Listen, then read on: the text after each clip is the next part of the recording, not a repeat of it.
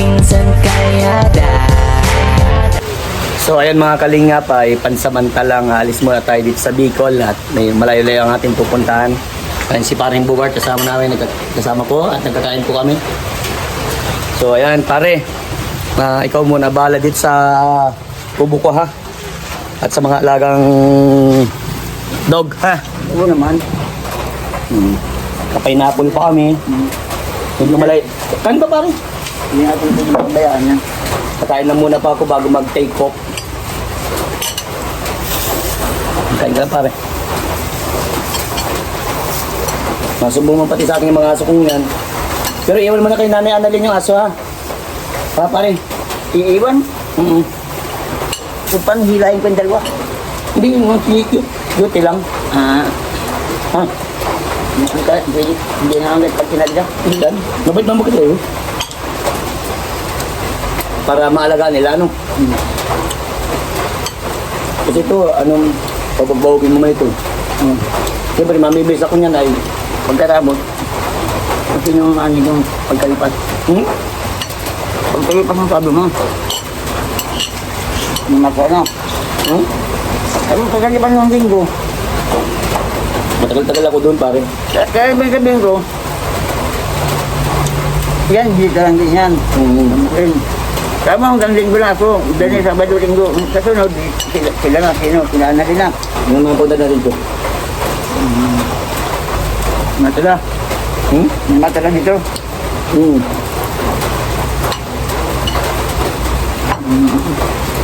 Ayun. Ano ba pala?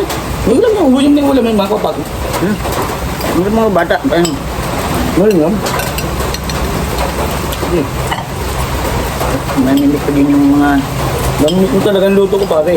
Mamili ko din yung Banting natin. pagbarbanding natin sa Guamsum. Oo. Kaso, kaya matagal-tagal na akong bago magbalik. Buwan. Hindi ko natin alam. Kaya nga ni. Paano man may miss mo sa akin pare? Yung mga pagkahambul mo. Ano pa? Yung mga... Yung mga pagtulong mo sa akin na kahit... kahit nakakaasar na. Kahit naasar ka na. Kahit makulit ako. Ay... titisan mo. Ano pa? Luto. Masarap ang luto. Pang-restaurant. Babang ulam. Sige. Sabihin mo sa kanila pare, yung mamimili sa akin.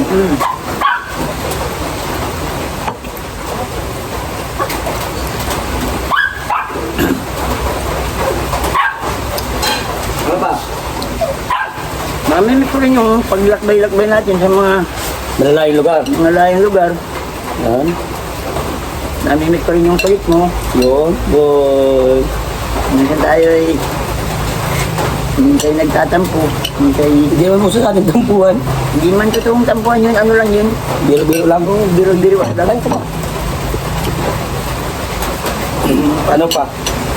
Yung pagbabanding natin nila paring Sam, paring Dundun.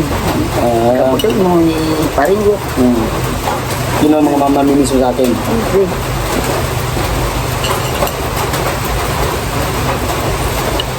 Kaya, Dapat pag ito malakas ka pa. ay, oo, sisikapin ko. Siyempre, hindi ko din dilimutan si Lord kasi hindi naman pinapabayaan.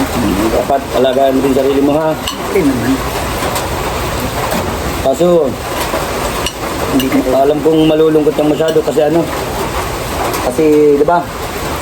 Gaya niyan. Unang-una, mamimiss mo yung banding natin. Oo. Yung kulitan. Oo. Pangalawa, yung mga luto. Pangatlo, yung pagpunta natin sa iba't ibang lugar.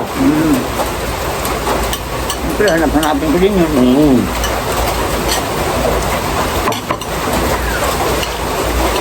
Pero, anong magagawa? Anong magagawa natin?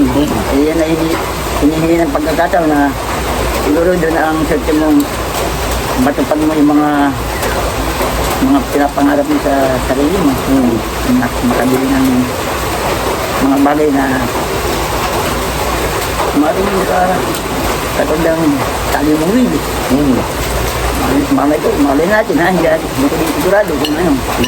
Pero sana sa pupuntahan mo, palagi ka din mag-iingat. Sana maging maligaya ka doon. At ipalik ka sana sa mga kung para paano. Parang iba dito sa Camarines, iba din sa Luzon. Oo. Basta laging isasawa mo lang ako sa yung dalangin pare ha. Ay, Kahit saan man ako mapadpad. sabi ko nga, Taylor, sana igabayan mo man po siya. Paglalakbay nga kung saan mga malayong lugar. Katulad po ng paglalakbay namin, igabayan mo po siya. Italo isa ng kahamkan, isa ng panganib, at isa ng pangyari hindi inaasahan nila. Ba't parang nalulungkot ka pare? Eh, siyempre nangyari. Naiiyak ka eh. Nakiyuhang ako dapat. Sabi, babae lang na raw umiiyak. Yan na natin, dinaiyak. Yung mga ibang dahilan.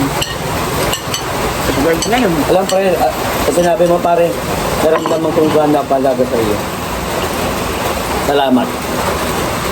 katulad ngayon, kakan tayo eh. Baka mamalas ang pagkain. Ito yung naluluwa. Alam yan pare. Babalik naman ako. Pero sa matagal na panahon pa. Sana igabayan ka lagi ni Lord.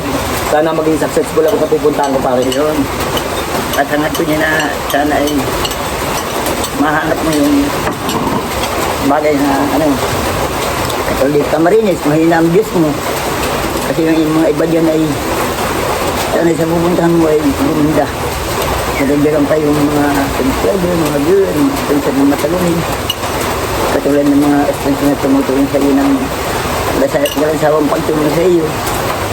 At siya nga doon sa mga nangangailangan. Ako, pasalamat din ako.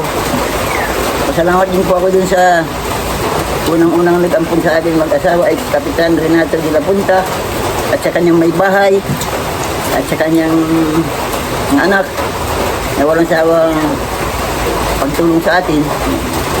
Pangalawa po kay Kuya Vincent, dating kuya kay pare na ngayon. Salamat po sa mga nagawa mong pagtulong sa akin na kahit ang sponsor ay urong sulong ay hanggat maaari ginagamit mo yung sarili mo sa daral. Kahit pa paano para kung natulungan mo. At saka kay Lord, maraming salamat po sa biyayang araw-araw na pagkakalungan sa akin. Kahit barya-barya lang, nakakaraos na ako sa maghapon para hindi naman kawag-kawag. Ang gutong. Mukhang pagpinipsi ka ng pare. O, pinapabaya mo sarili mo. Hindi naman. Ito lang pare, isang ko lang sa iyo. Sana kung ako man ay nasa malayo na at doon nagpapasipag lalo, sana huwag mong pabayain sarili mo. Ay, hindi. At pangalawa, lagi kang magkakain. At kung mayroon man akong biyaya, ibibigay ko para sa iyo, para makapag-ano naman ako, makapagbigay ng saya. At yun lang, tuloy-tuloy mo lang. Masaya ako para sa iyo na andiyan ka para sa akin. Na hindi ka nag-ano na nag-aalinlangan na sumama. Like ngayon, na sumayon ka, doon sa binigay ko sa iyo pang pang allowance mo lang yung pagpunta lang dito, pagpakain lang ng aso. Basta may makuha na nito nung sa linggo. At yan, salamat po sa lahat ng mga viewers natin. At ako po ay aalis muna pansamantagal dito sa Camarines Norte, sa Bicol. At medyo malayo-layo pa ang aking pupuntahan. Pero alam ko na sa pupuntahan kong yun ay marami pa rin yung magsusuporta. At sana din po kayo, lahat po kayo.